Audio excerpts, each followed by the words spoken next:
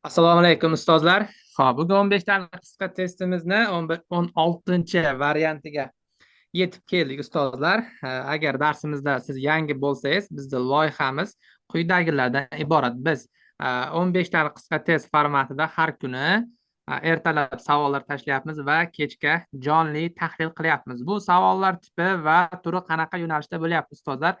Iloji boricha biz attestatsiya 2024 yil tushgan savollar bazasi va shu savollardan ilhomlangan holatda boshqa savollar tuzishga harakat qilyapmiz. Yana bugun kechqurun eshitdim bitta yangilikni, diagnostika testlari chiqibdi va bir ko'z yugurtirganimda mana shu bizni 15 kun davomida ishlagan testlarimiz bilan deyarli bir xil tipdagi, demak oxirgi ikki raqamni topishga doir savol bor, Newton binomi kombinatorikaga oid savollar bor, ehtimollar nazariyasi bor, o'sha uchburchakka ichga chizilgan aylanalarga doir savollar va eng asosiysi yana bitta narsaga e'tibor berdim. Biz bu narsani ham ko'p ishlatdik sizlarga. OX hamda OY o'q atrofida aylantirishdan hosil bo'lgan jismlarni hajmini topishga ham savollar tushibdi. Ya'ni katta ehtimol bilan 2025 yilgi bahorgi attestatsiyada ham bu savollar takrorlanadi. Demak, nima qilishimiz kerak ustozlar? Bundan buyog'iga maksimal darajada harakat qilib, biz tashlayotgan testlarni qoldirmasdan ishlab va tahlilga ham kechki vaqt qoldirmasdan kirishga harakat qilishimiz kerak ekan. Hop. Bugungi savollar menimcha ko'pchilikka yoqdi deb o'ylayman. Juda ajoyib savollar tuzilgan bugunga. Ya'ni bugun zerikmaymiz ustozlar. Sizlar bilan yaqin daqiqalar ichida demak 15 ta savol bo'ladigan bo'lsa, 15 ta yangilik degani bu. Iloji boricha biz bir xillikdan qochishga harakat qilyapmiz. Nimagaki biz sizlarga faqatgina test tahlili emas, mana shu demak savollarga mos ravishda birdaniga o'sha mavzuga oid ma'lumotlarni demak berib ketish niyatidamiz. Agar ovozimda muammo bo'lmasa va ekran yaxshi ko'rinayotgan bo'lsa ustozlar, bitta plyus qoldiringizlar, boshlaymiz darsni.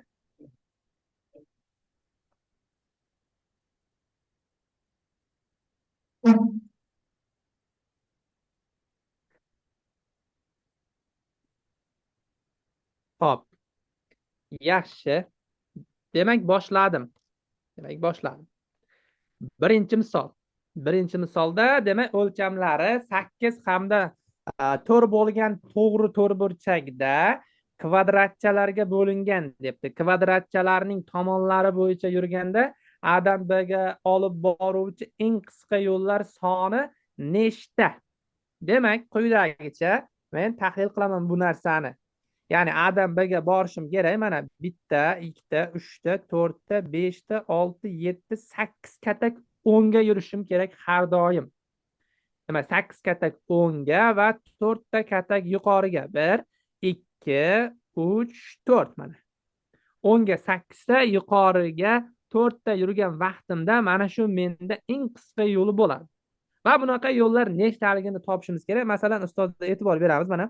Hop, bitta tepaga chiqaman, o'ngga yuraman, bitta tepaga, yana o'ngga, yana bitta tepaga, hop, yana o'ngga, yana bitta tepaga, qolgan dalshi demak o'ng tarafga qarab yuraman. Shunda men qanaqa yurgan bo'lyapman, e'tibor beramiz. Shunda ham 4 ta tepaga 8 ta o'ngga yuryapmiz. Mana 8 ta o'ngga. Masofa bir xil. Ya'ni men mana bu pastdan hamda yon tarafdan borganligim bilan zina yurib borganligimni hisoblab chiqadigan bo'lsam bir xil bo'ladi. Eng qisqa bo'lish uchun men ortga qaytmasam bo'ldi. Qaysidir nuqtadan ortga qaytadigan bo'lsam, demak, u yo'l mana bu men ko'rgan ikki yo'lga nisbatan demak endi uni masofasi ortadi. Uni hisobdan chiqarishimiz kerak. Mana shunaqa yo'llar sonini topish uchun men kombinatorikani o'rin almashtirish qoidasidan foydalanaman. Ya'ni men hozir nechta o'ng tarafga yuryapman? 8 ta o'ng tarafga. 1, 2, 3, 4, 5, 6, 7, 8. 4 ta tepaga. Ya'ni bu masalani mana shunaqa tushunsak bo'ladi. Mana shu 12 ta elementni necha xil usulda o'rin almashtirishimiz mumkin? 12 ta element turibdi. necha xil usulda o'rin almashtiramiz? Biz bilamizki, bu 12 faktorial bo'ladi. 12 faktorialni men bo'laman. Hop, 8 ta bir xil element bo'lganligi uchun 8 faktorialga va ko'paytiramiz.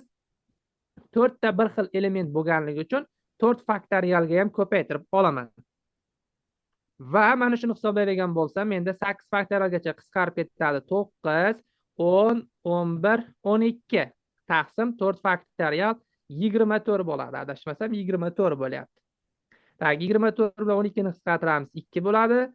Mana bularni 10 bilan qisqartirsam 5 qolyapti. 9 kere 5 45. 45 ni 11 ga ko'paytirsam 495 degan yechim hosil bo'ladi. Ya'ni mana shu 8 ta 10 ga va 4 ta tepaga chiqadigan yo'llar soni jami 495 ta. Bu eng qisqa yo'llar soniga teng. Xo'p, ikkinchi savolga o'tamiz. Hammasini tahlilini bo'lganligimizdan keyin oxirida bemalol qayta tushunmagan joylaringizni ko'rib berib ketsam bo'ladi. Hozir chalg'imaymiz. Ikkinchi savol.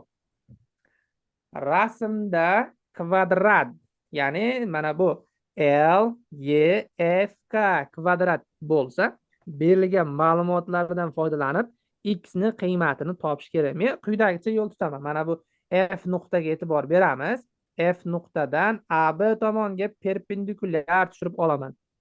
AB tomonga perpendikulyar tushirib oladigan bo'lsam, uni qanaqadir M bilan belgilab olsam bo'ladi.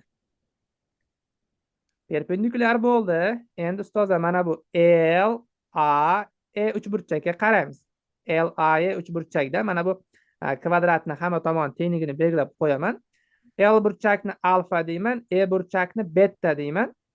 Hop, mana kvadratni burchagi 90 gradus bo'ladigan bo'lsa, kattalashtirib oladigan bo'lsak, mana Y burchakni yana bitta qismiga alfa burchak qoladi va F burchagimizga beta qoladi. Men nimani isbotlamoqchi bo'lyapman? L, A, Y uchburchagi bilan F, Y, M uchburchak shu yerda teng. Ya'ni qaysi alomatga ko'ra ustozlar? Qaysi alomatgaki BTB alomat turibdi bu yerda. Yani burchak, tomon burchak alomati turibdi. Xo'p, endi bu nimaga kerak menga? Mana bu YM ni 3 ga tengligini bilib olsam bo'ladi. Betani qarshisidagi va FM ni 8 ga tengligini bilib olsam bo'ladi. FM 8 ga teng. MB ga qancha qoladi? O'zi Y dan B gacha masofa 15 ga teng edi. MB ga 12 qoladi. Mana bu F dan ustozlar men parallel chizaman, bu tarafga perpendikulyar holatdaman. Demak, mana bu yoq 8 bo'ladi. Mana bu yoq 8. F dan S ga radius tortaman. F dan S ga radius tortaman. Hop, bunda mana bu radius общий S dan B gacha bo'lgan masofa ham radius bo'lyapti-da. Bizga mana buni qanaqadir n deydigan bo'lsak, Cn ga r-8 qolyapti. r-8. Va mana bu Fn nimaga teng edi? Fn 12 ga teng edi. Fn 12.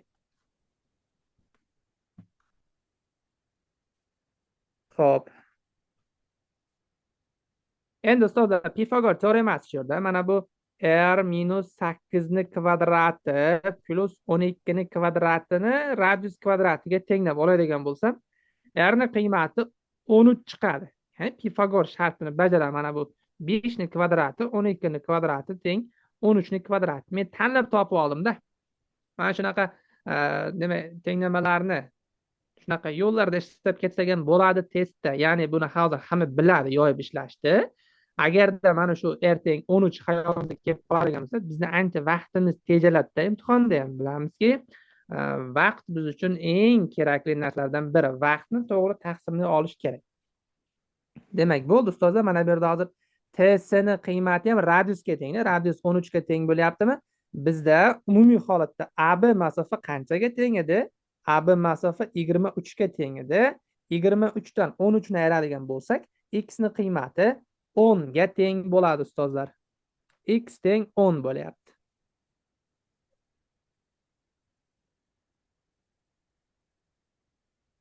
Xo'p, endi davom etamiz. Keyingi savolga o'tamiz. Keyingi savolimiz nima haqida ekan? Keyingi savol. Bu oddiy hisob-kitob. Demak, ildiz ostiga qaraymiz. Ildiz osti 1/5 ni chiqarib olsam bo'ladi. Mahrajlar farqi 5 bo'lyapti. 1/2 ayrilgan 1/7, 1/7 ayrilgan 1/12 plus 1/12 ayrilgan 1/17 plus va hokazo 1/67 minus 1/72. Suratda hosil bo'layotgan 5 ni qisqartirish uchun men 1/5 yozib oldim. Ko'paytirilgan davomida 2/7 turibdi. Barobar ildiz osti 1/5 ko'paytirilgan 1/7lar 1/12lar qisqarib ketyapti. Birinchi va oxirgi hadi qolyapti. Umumiy maxraj 2 bilan 72 ga umumiy maxraj, xo'p, 72 ni o'zi bo'lyapti. Demak, bunga 36 tadan bo'lyapti. 36 dan 1 ni ayiradigan bo'lsak, 35 ko'paytirilgan. Demak, 2/7 qolyapti. Mana bu 35 5 karra 7 bilan qisqarib ketsa, 2 bilan 72 qisqarib 36 bo'ladi. 1/36 dan 1/6 degan qiymat hosil bo'lyapti mana.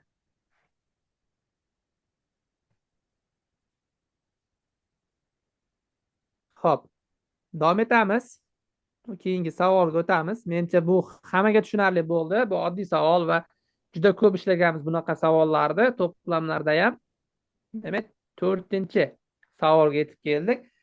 Bu demak ehtimollar nazariyasi 36 tadan 5 ta sport lotto o'yinida ishtirokchilar 1 dan 36 gacha bo'lgan sonlarning ixtiyoriy 5 ta, demak sonlardan ixtiyoriy 5 ta son tanlaydi. O'yin davomida ham qandaydir 5 ta son tanlanadi. Agar shu tanlangan sonlarning kamida 3 tasi o'yinda chiqqan sonlar orasida bor bo'lsa, bu bilet yutuqli deyiladi. Qancha ko'p son ustma-ust tushsa, yutuq miqdori shuncha ko'p bo'ladi. 36 dan 5 lotereya o'yinida aniq 3 ta son ustma-ust tushish ehtimolini aniqlang degan. Bu o'yinni ko'pchilik o'ynab ham ko'rgan. Sport lotto, omad lotto degan o'yinlar bo'lardi avvallari.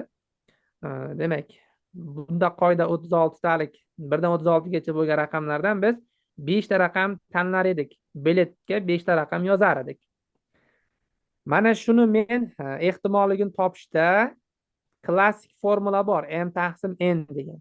Ya'ni bu yerda n nima narsa? N jami elementlar, ya'ni bo'lishi mumkin bo'lgan barcha hodisalar soni nechta? Bo'lishi mumkin bo'lgan barcha hodisalar soni n ga baho beradigan bo'lsam, menda 36 ta son bor. 36 tadan 5 tani guruhlayman men. 36 tadan 5 ta guruhlar soni mana shuncha bo'ladi. Men endi qiymatini topdim. Endi yutuqli chiqish uchun qanday jarayon bo'lishi kerak? Qarangizlar. 5 ta son tanlanadi. Bizda aytayapti 5 ta lotereya o'yinida aniq 3 ta son ustma-ust tushish ehtimolini so'ragan. Demak, bizda yutuq chiqishi uchun aniq 3 ta chiqish kerak deyapti. 5 u 3 ni olaman. Qolgan ikkitasi men tanlamagan 30 taning ichida chiqishi kerak. Qolgan ikkitasi. Demak, 3 tasi, mana bu 5 ta sondan 3 tasi men tanlagan, demak, raqamlar ichida bo'lishi kerak va ikkitasi men tanlamagan 30 ta raqamning ichidan bo'lishi kerak. Bu ikkalasi bir paytda bajarish kerak. 3 tasi yutuqli, ikkitasi yutuqsiz. Nimaga bunaqa holat bo'lyaptiki? O'yinda bilamizki, o'yinda o'ynalgan vaqtda o'sha 5 ta son tavakkal tanlanadi xaltachaning ichidan. 5 ta sonning ichida, mana bu 5 ta sonning ichida 3 tasi men tanlagan songa mos kelishi kerak. Ya'ni S5 u 3 o'shandan kelib chiqyapti. Va ikkitasi, demak, qolgan 30 ta xaltaning ichida qolib ketgan sonda bo'lishi kerak. Men tanlagan sonlar bular. Demak, bular hodisaga qulaylik tug'diruvchi elementlar soni bo'ladi.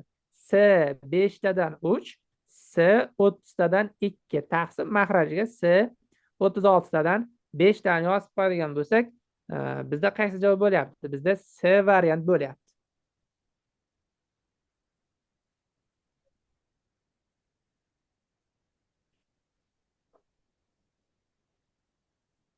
Xo'p, 5-chi savolga keldik ustozlar. Integralni hisoblash kerak. Salgina nooddatiyroq integral. oliy matematikada yaxshiroq o'qigan ustozlar bo'ladigan bo'lsa bunga qiynalishmaydi. Lekin elementar matematikada kamroq uchraydi bu integral. Belgilashlar usuli bor. Belgilashlar usuli bor. Men hozir mana shu integralda ildiz ostida x ni t deb olaman. Ildiz ostida x ni t deb olaman, kvadratga oshiraman. X teng t kvadrat mana.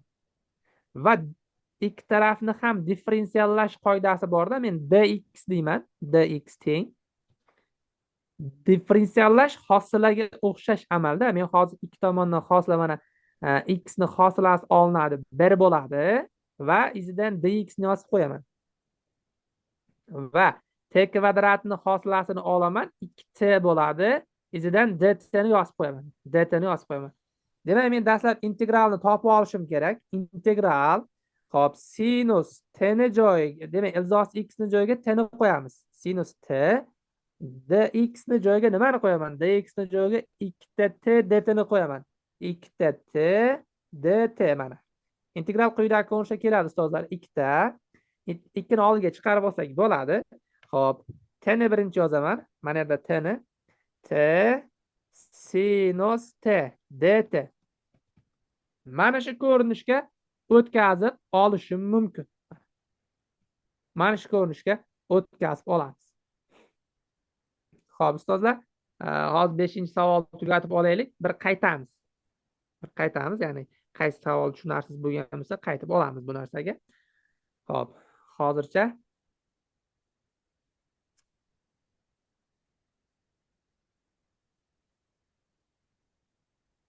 Hop, integral tugatib olaylik. Integral teng. Mana bu qanaqa integral bo'lyapti? Bu bo'laklash bo'lyaptimi? Bu bo'laklash bo'lyapti-da. Bo'laklab integrallashda u deb t ni olamiz. U deb t ni olamiz. Sinus t dt ni demak dv deb olamiz. Sinus t dt ni dv deb olamiz. Demak, u teng bo'ladi dt ga. Bo'laklab integrallash formulasini demak har kim har xil usulda o'rgangan. Men hozir o'zim o'rgangan usulni sizlarga o'rgatyapman. V ni topadigan bo'lsam, sinusdan boshlang'ich olaman, minusdan kosinus t bo'ladi. Teng. U ko'paytirilgan v formulasi, u ni joyida t kelyapti, v ni joyida minus kosinus t. Minus t kosinus t. Minus t kosinus t. Demak, plyusdan integral. U va minus bo'ladi. Mana yer minus v du. V. Demak, plyus bo'lib ketadi baribir. Kosinusda minus borligi uchun kosinus t dt. Mana. Teng. Minus t kosinus t. Kosinus t ni boshlang'ichi endi sinus t bo'ladi. Sinus t. Endi t deb nimani olganmiz? Ildiz osti x ni olganmiz. Minusdan ildiz osti x. Kosinus ildiz osti x plyusdan sinus ildiz osti x bo'lyapti. Endi chegara qo'ysam bo'ladi. 0 pi kvadrat taqsim 4 deb. Pi kvadrat taqsim 4 ni birinchi ifodaga qo'ysam 0 bo'lib ketar ekan. Kosinus pi taqsim 2 chiqadi, 0 bo'lib ketadi. Sinusda pi taqsim 2 da 1 bo'ladi. 0 ni borib qo'yganimda baribir mana bu kosinus 0 bo'lib ketyapti. Sinusning qiymati esa 0 dan 0. Bizda 1 chiqyapti. Oldida 2 bor edi ustozlar. Mana bu 2 ga ko'paytirib qo'yamiz. 2 ga ko'paytiradigan bo'lsak, natija 2 chiqyapti mana. Mana shu integralga tushundilaringizmi ustozlar? Keyingi savol. Uchburchakning alfa hamda beta burchaklari orasida munosabat o'rinli. Shu uchburchakning eng katta burchagini toping. Men bu sinuslar yig'indisiga qo'yaman. Ikkita sinus alfa plus beta taqsim 2 kosinus alfa minus beta taqsim 2. Bir tarafga o'tkazib olaman. Ildiz osti 2 kosinus alfa minus beta taqsim 2 ni 0 ga tenglayman. 0 ga tenglab olaman. Qarsdan tashqariga chiqarib olaman. Kosinus alfa minus beta taqsim 2 ni. Va menda qoladi ikkita kosinus alfa, ikkita sinus alfa plus beta taqsim 2, ikkita sinus alfa plus beta taqsim 2 minus ildiz osti 2 qoladi. Teng 0 deymiz. Har bittasini 0 ga tenglasak, kosinus alfa minus beta taqsim 2 ni 0 ga tenglaymiz. Bundan alfa minus beta taqsim 2. Demak, kosinus qachon 0 ga teng bo'ladi? 90 gradusda. Alfa minus beta 180 bo'ladi. Uchburchakda bunaqa bo'lishi mumkin emas. Alfa bilan betani ayirmasi 180 bo'lmaydi. Ikkinchi qavsni ishlaymiz. Sinus alfa plus beta taqsim 2 ni tenglayman ilzosi 2 taqsim 2 ga. Alfa plus beta taqsim 2 barobar 45 gradusda bo'lishi mumkin-da. Alfa plus beta 90. 135 gradusda ham teng bo'ladi, lekin 135 gradusni demak oladigan bo'lsak, 2 ga ko'paytmasi 270 bo'lib ketadi. Uchburchakda bunaqa holat bo'lishi mumkin emas. Demak, ikkita burchagining yig'indisi ustozlar 90 bo'lyaptimi? Uchinchi burchagi ham 90 bo'lishi kerak. Mana buni alfa deymiz, buni beta deymiz. Uchburchakning eng katta burchagi 90 bo'ladi. Ya'ni to'g'ri javob C. Hop. 7-chi savolga yetib keldik. Rasmda ABCD parallelogramga BD diagonal hamda BCAD tomonlari mos ravishda teng 2 ga bo'luvchi AE hamda CF kesmalar o'tkazildi. Agar parallelogramning yuzi 72 ga teng bo'lsa, BEM uchburchak yuzini topishimiz kerak. BEM uchburchak yuzini topamiz. E'tibor beramiz. Mana bu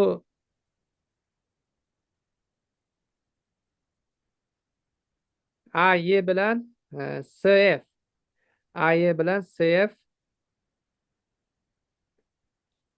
o'tkazildi. O'rtalaridan o'tyapti. Bularni biz parallel deb olishimiz mumkin.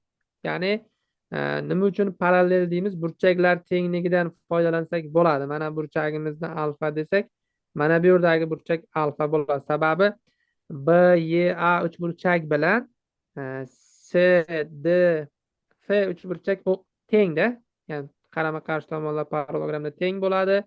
FD bilan BE teng bo'lyapti. O'rtadagi burchaklar teng tebat alomatiga ko'ra. Mana bu AE bilan CF ni parallel deyishim mumkin. Parallel.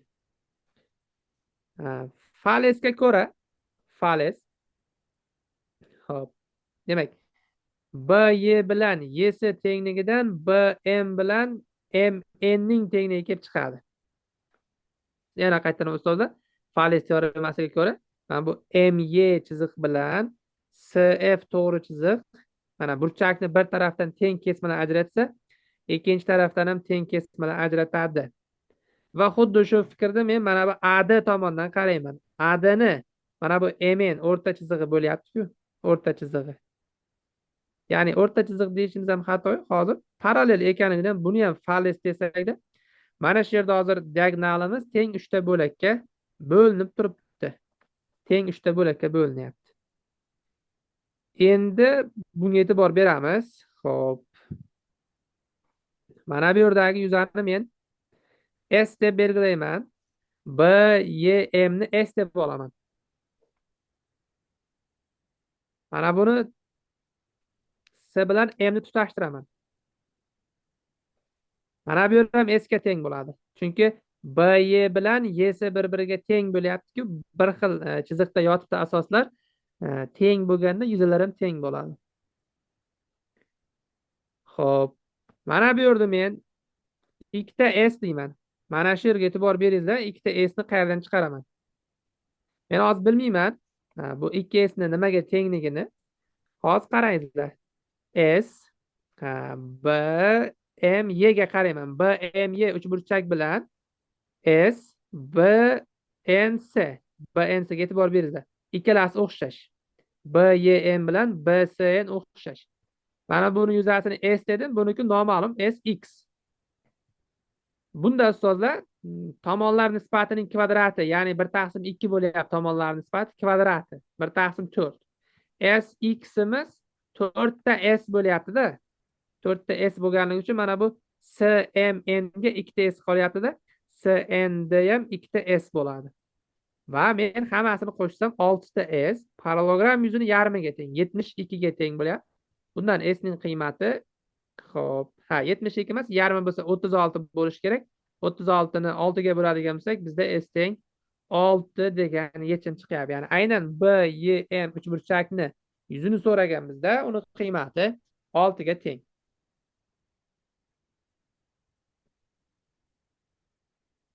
Mana shu savol bo'yicha kimda tushunmovchilik bo'ldi? Ustozlar so'raydi.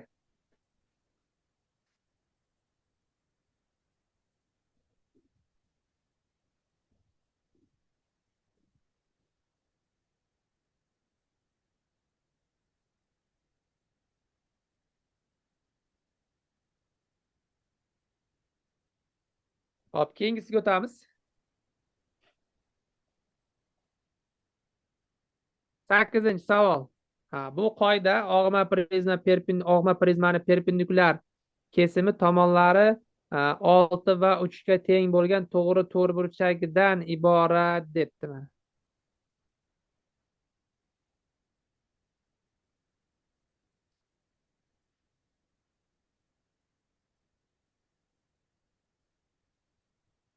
Hop, hozir bu savolni ishlab olaylik ustozlar endi.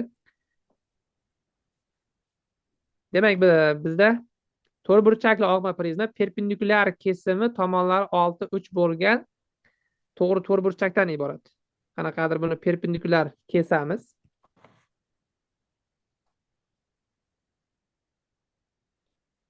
Mana shuni perpendikulyar kesim deb tasavvur qilaylik. Mana shu hosil bo'lgan to'g'ri to'rtburchak tomonlari 6 hamda 8 bo'lyapti. Prizmani hajmi 54 bo'lyapti. Qirrasini topishimiz kerak. Og'ma prizma mavzusini o'rganayotganimizda bizda bitta formula borda. S ko'paytirilgan h. S nima narsa? S perpendikulyar kesim yuzi, h qirrasi. Ya'ni mana L desak bo'ladi. L desak to'g'riroq bo'ladi. Perpendikulyar kesim yuzini L ga ko'paytiradigan bo'lsam, menda nima kelib chiqadi? Hajm kelib chiqadi og'ma prizmada.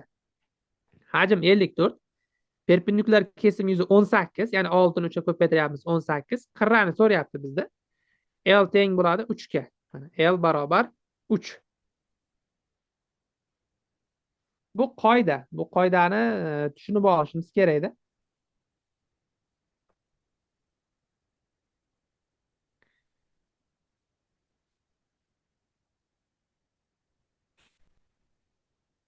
Yana bir marta qaytaray shuni. Mana bunaqa holat turibdi bizda.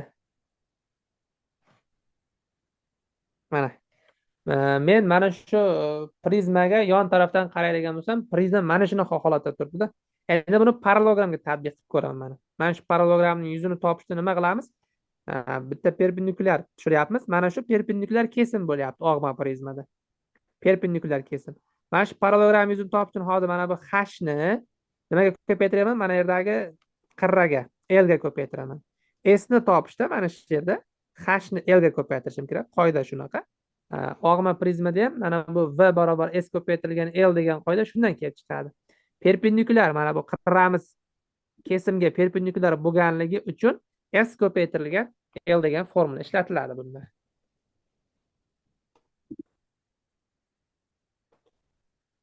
Xo'p, menimcha bu tushunarli bo'ldida. Yuqoridagi savolda 36 qayerdan keldi? 36 parallelogram yuzining yarmiga tengda. Ya'ni B, C, D uchburchak hosil bo'lyapti. Ya'ni diagonal yuzani teng 2 ga bo'ladi. Parallelogramni yuzasi 72 deganligi uchun biz uni nechaga bo'lyapmiz? 2 ga bo'lyapmizda 36 shundan kelib chiqadi. 6 ta S'ni 36 ga tenglaydi. S teng 6 degan qiymat hosil bo'ldi.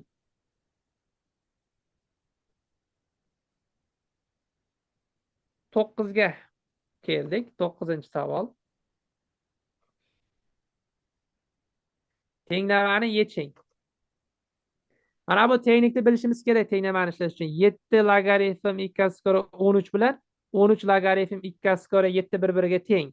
5 ko'paytirilgan 7 logaritm 2^13 plus 2 ko'paytirilgan. Mana buni joyini almashtirsam 7 logaritm 2^13 deb olishim mumkin.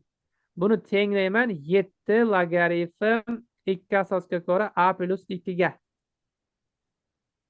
Mana bu 7 logaritmdan menda 5tasiga 2tasini qo'shib oladigan bo'lsam 7ta bo'ladi.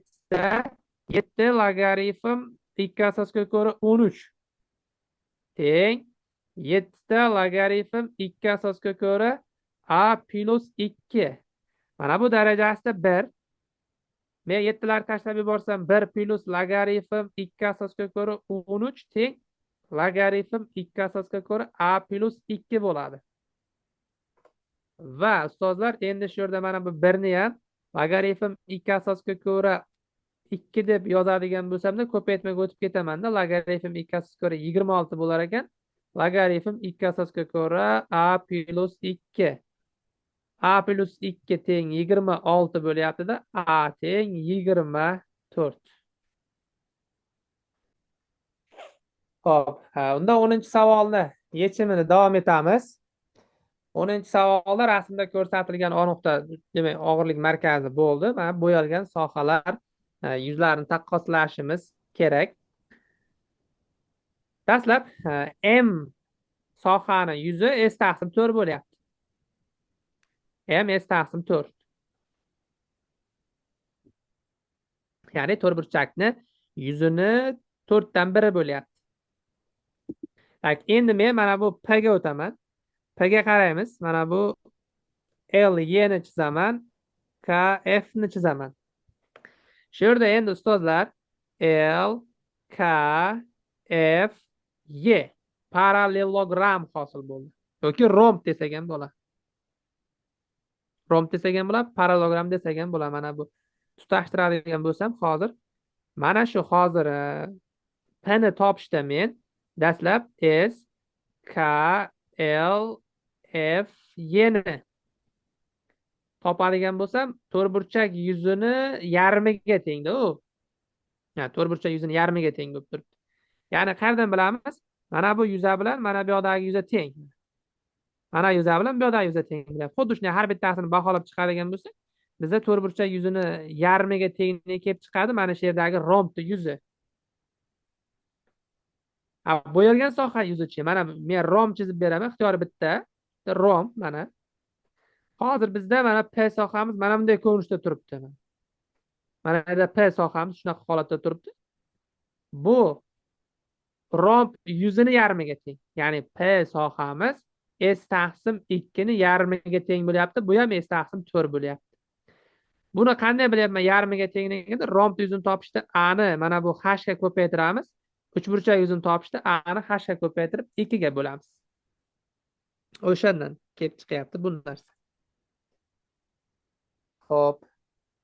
Ana endi bu yerda P ni ham baholab oldik. P ni ham eng qiyini mana shu yerda P edi. S ni baholashimiz kerak. S ni baholashda ustozlar men hozir S A D U ga e'tibor beraman. A D U ga e'tibor beradigan bo'lsam, A D U S taqsim 2 desam ishonmasizlar menimcha. Sababi uchburchak yuzini topishda mana bu A ni mana bu tomonni B deydigan bo'lsam, B ga ko'paytirib 2 ga bo'lishim kerak-da. O'shaning uchun S taqsim 2 kelib chiqyapti. A D U. Endi men mana shu bo'yalgan soha S ni topyapman. S ni topaman. Xo'p, bu nimaga teng bo'ladi? Mana shu ADU uchburchak yuzi S taqsim 2 dan ayirib tashlayman. DAO uchburchak yuzini ochiq turgan joy yuzi o'zi S taqsim 4 edi u. S taqsim 4 ni ayiradigan bo'lsam, menda S taqsim 4 kelib chiqyapti. Ya'ni xulosa nima bo'lyapti? Har bitta shaklning yuzalari o'zaro teng bo'lyapti-da. M P S degan javob kelib chiqyapti. Bir-biriga teng hammasi. Tushunarli? 11 savolga keldik. Chiziqlar bilan chegaralangan soha yuzini topishimiz kerak. Mana bu chiziqlar bilan chegaralangan soha. Chizmani chizib olamiz ustozlar. Chizmaga e'tibor berasizlar. Salgina ish ko'proq bo'ladi. Bizga mana bu joy kerak. Tangimiz.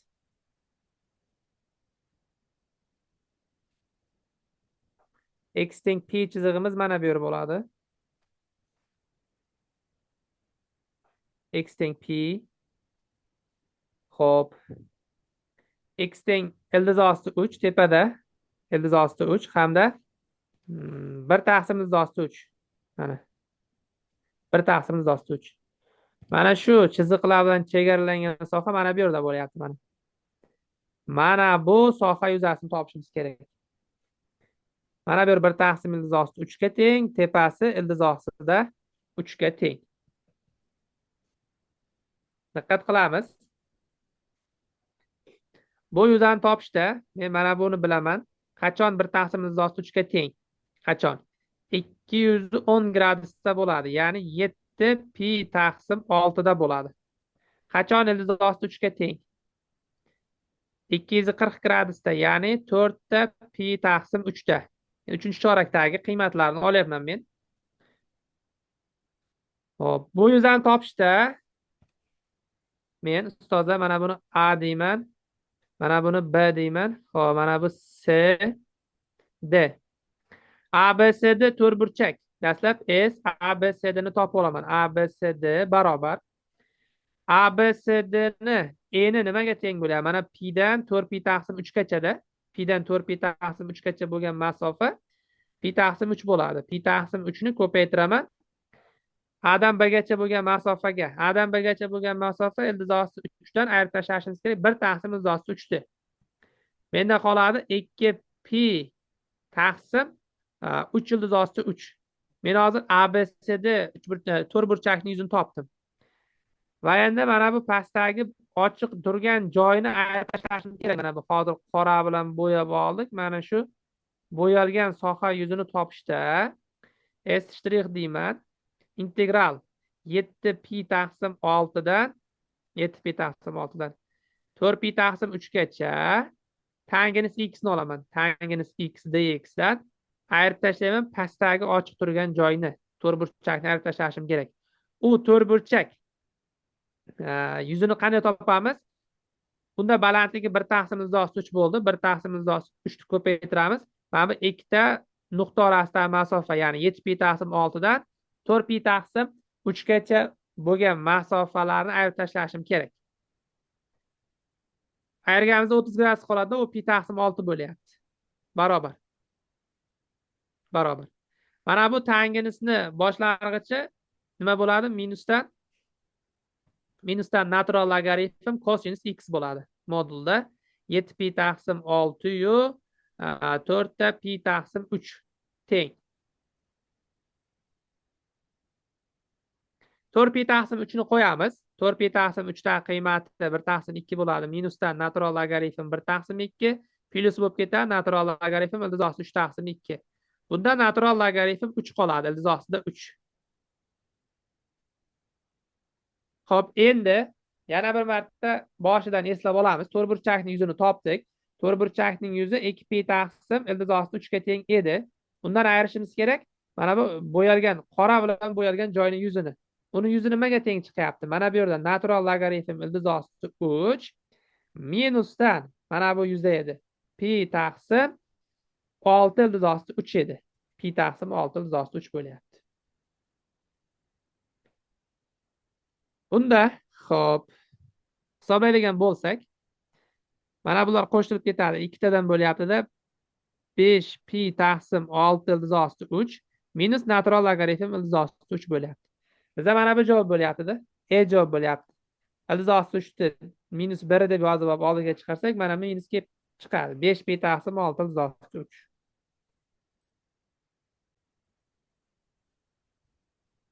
Shaxmat taxtasiga oq va qora shoxlarni o'yin qoidalarini buzmagan holatda necha xil usulda joylashtirish mumkin?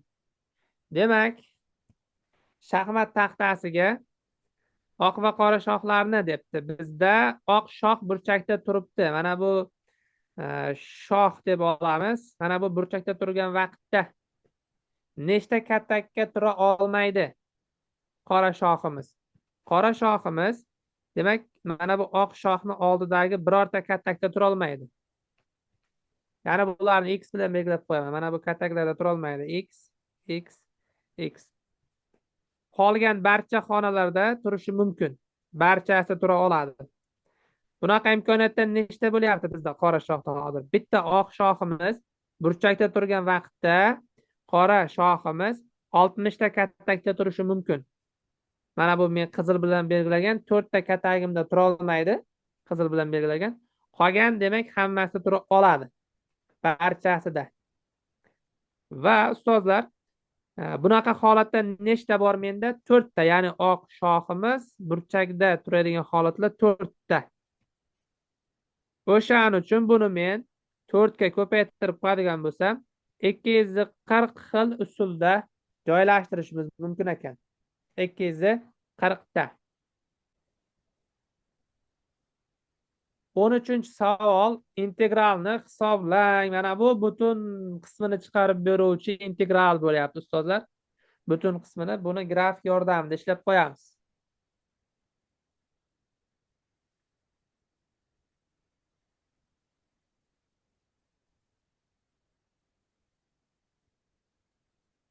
Xo'p, nimaga olmish debdi? Tepadagi savolga bir qayta olaylik. Buni hali boshlaganimiz yo'q. Nimaga olmish? Chunki 64 ta katak bor. 64 ta katak 4 tasiga tura olmaydi qora shox. Chunki unda oq shox bittasi turibdi. Yonidagi 3 tasiga turishi mumkin emas. Shaxmat qoidalari bo'yicha shunaqa. Shoxlar o'zini oldidagi bitta katakni demak urish imkoniyatiga ega bo'ladi. O'shani uchun bizda agar oq shoximiz burchakda tursa, demak qora shoximiz qolgan 60 ta katakda turishi mumkin. Bunaqa holatlarni biz 4 ta deyapmiz, ya'ni 60 ko'paytirilgan 4 shundan kelib chiqadi. Nimaga 4 ta? Bizda 4 ta burchagimiz bor chunki. Xo'p, davom etamiz. Mana bu integral 13-chi integral -1 -1dan -0,5 gacha alohida qiymat chiqadi ustozlar. -1dan -0,5 gacha. -1 qo'yib ko'radigan bo'lsak, mana -1 qo'yadigan bo'lsak, -1 taqsim 3 bo'ladi. Buni qiymati nima chiqadi? -0,33 taqriban. -0,33 ni butun qiymati -1. Demak, -0,5 gacha bo'lgani -1 bo'ladi bizda hozir. Mana -1 bo'ladi. -0,5 ni qo'ysak 0 bo'lib ketadi qiymati. 0.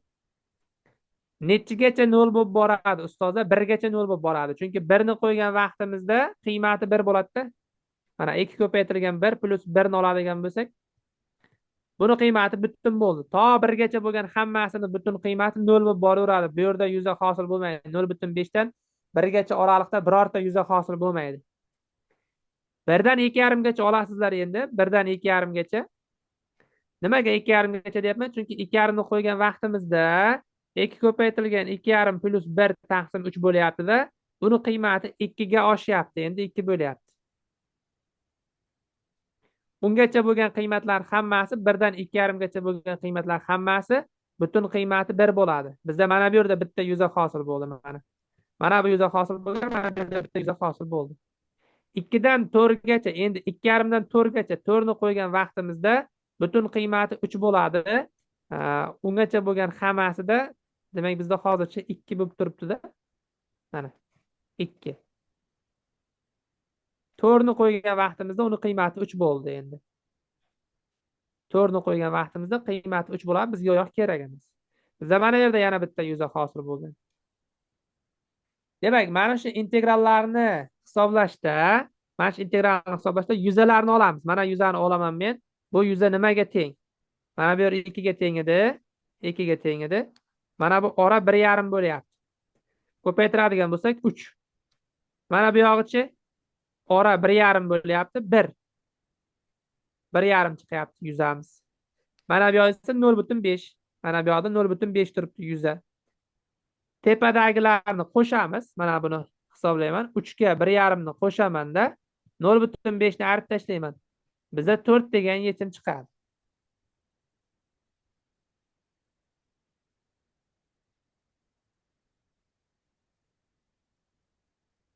Bu funksiyadan boshlang'ich ololmaymiz ustozlar. Butun hamda kasr qismli integrallarni ishlashda to'liq chizma yordamida ishlanadi. Ya'ni mana -1 dan 0,5 gacha minus bitta qiymati -1 bo'ldi. 0,5dan minus 0,5dan 1gacha qiymati 0 bo'ldi. 1dan 2,5gacha qiymati 1 bo'lyapti. 2,5dan 4gacha bo'lgan qiymati 2 bo'lyapti-da. Buni tekshirib ko'rish qiyin emas-ku. Mana shu oraliqdagi ixtiyoriy bitta sonni qo'yib ko'ringizlar. 2,5dan 4gacha qiymati, butun qiymati 2 chiqadi. Masalan, 3 ni qo'yib ko'radigan bo'lsak, 2 kira 3 6, 6 ga 1 ni qo'shamiz 7. 7 ni bo'lgan vaqtimizda, demak, 3 ga 2 butun nechidir bo'ladi? Butun qiymati 2 qolaveradi. Mana shu yerda yuzalarni qo'shganimga e'tibor beringizlar. 3 ga 1,5 ni qo'shdim, 4,5 bo'ldi. 4,5dan yarmni nimaga ayirdim? Chunki integralni hisoblashda mana bu pastda hosil bo'layotgan yuza ayriladi har doim. Minusda, chunki u minus.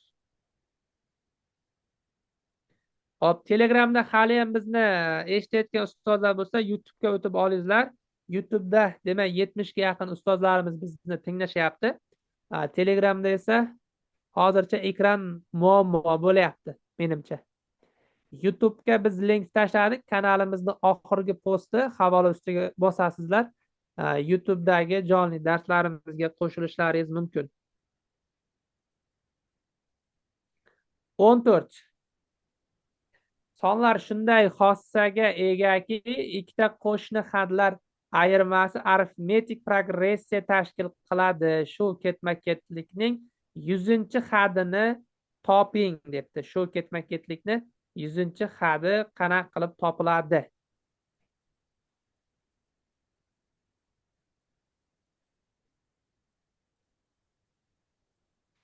Demak, 5 ni o'zi A1 bo'lyapti. A1 5 ga teng. A2 nimaga teng bo'lyapti? 5 plus bitta 2 qo'shilyapti.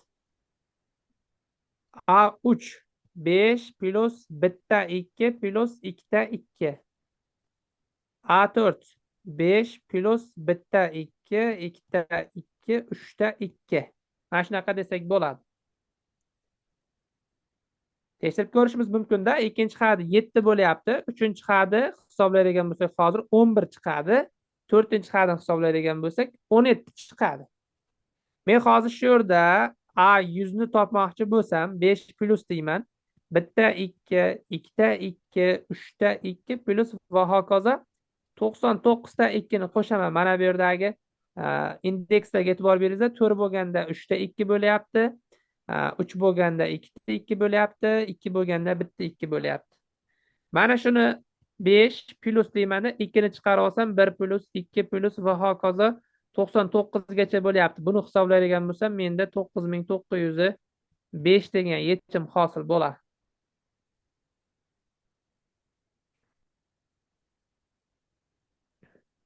Oxirgi savol. Quyidagi chizmada ABC burchak 60 gradus va B nuqtadan katta aylana markazigacha masofa 6 ga teng bo'lsa, bo'yalgan soha yuzini toping degan. Katta aylana markazini olamiz. B uchi bilan tutashtiramiz. Markazigacha bo'lgan masofa bizda xo'p, mana shu yerda burchagimiz 60 deyilgan. 30 30 dan bo'ladi bizda. 30 30. Xo'p, mana buni O deydigan bo'lsak, BO 6 ga teng bo'lyapti. BO 6 ga teng. O'si 3 ga teng bo'ladi. O'si 3 ga teng. Ya'ni 30 gradus burchak qarshisidagi katet qoidasiga ko'ra bu aylanani markazini tutashtirib olaman. Va bu masofani radius bilan belgilab oladigan bo'lsak, mana bu radiusga teng, bu yog'i 3 ga teng. Xo'p, mana bu B dan kichkina aylanani markazigacha bo'lgan masofa 2 ta R bo'lishini bilamiz. Sababi 30 gradus burchak qarshisidagi katet qoidasi ishlatilyapti bu yerda yana. Va 2 ta R ga, mana 2 ta R qo'shilgan, kichkina R qo'shilgan. Mana bu 3 ni qo'shadigan bo'lsam, men BO masofani, ya'ni 6 ni topgan bo'laman. 6 ni. Bizda hozir mana bu 3 ta R teng 3 bo'lyapti, radius 1 qolyapti. Radius 1 ga teng ekan. Mana. Endi men bo'yalgan sohaning yuzini topishim, men pastdagi yarmini topib olib, 2 ga ko'paytirib qo'ysam bo'ldi-da. Uning uchun mana bu trapetsiya yuzidan mana buni O1 deyman. Xo'p, mana bu S bo'lyapti, D. Shu trapetsiyani bu yoqqa chizib olaman. Mana bu O1 bo'lyapti. Mana bu D bo'lyapti. Mana bu C, mana bu O. Umumiy masofa 3, bunisi 1. Mana bu yerdagi burchagimizga necha qoladi? 60 gradus qoladi-da. Hozir biz parallel chizadigan bo'lsak, bu yog'iga 1 qolyapti, tepaga 2 qolar ekan. Hop, mana burchagimiz 30 gradus bo'lyapti-da. 30 gradus bo'ladigan bo'lsa, bu yoq 4 bo'ladi. Mana bu masofani topamiz. 2 izosi 3 bo'ladi. Nimaga kerak bu narsa? Men DS ni topishim kerak. DS 2 izosi 3 bo'ldi. Trapetsiya yuzini topishim kerak. SO1 DSO. Trapetsiya yuzi asoslarini qo'shaman. 1 plus 3 taqsim 2 ko'paytirilgan balandlik 2 izosi 3 bo'lyapti. Bular qisqarib ketsa 4 izosi 3 bo'ladi. Endi ustozlar trapetsiya yuzidan ikkita sektor yuzalarini ayirib tashlashim kerakda. Ikkita sektor yuzalarini topishga ham hamma ma'lumot tayyor turibdi-da. S sektor deb yozaman. Ikkita sektor birdan topaman. Kattasi pi ko'paytirilgan r kvadrat 9 taqsim 360 ko'paytirilgan burchagi 60 bo'lyapti. Kichkinasi pi ko'paytirilgan radius 1 bo'lyapti, kvadrati 1 bo'lingan 360 ko'paytirilgan burchagi u 120 bo'ladi. Mana bu yerga 120 gradus qoladi. Xo'p, ko'paytirilgan 120 gradus barobar. Bularni qisqartiramiz. 6 3 pi taqsim 2 ga qo'shamiz. Bular qisqarib ketyapti. 3 pi taqsim 3 ni. Umumiy mahraj 6, bunga 3 tadan, bunga 2 tadan 11 pi taqsim 6. 11 pi taqsim 6 bo'ldi. Endi ayiraman trapetsiya yuzidan. S' bo'lgan soha yuzi 4 ildizosi 3 dan ayirib tashlayman 11 pi taqsim 6 ni. Va bundan ikkita soha bor menda. 2 ga ko'paytiradigan bo'lsam 8 ildizosi 3 minus 11 pi taqsim 3 degan yechim hosil bo'ladi menda. Ya'ni javob D bo'lyapti.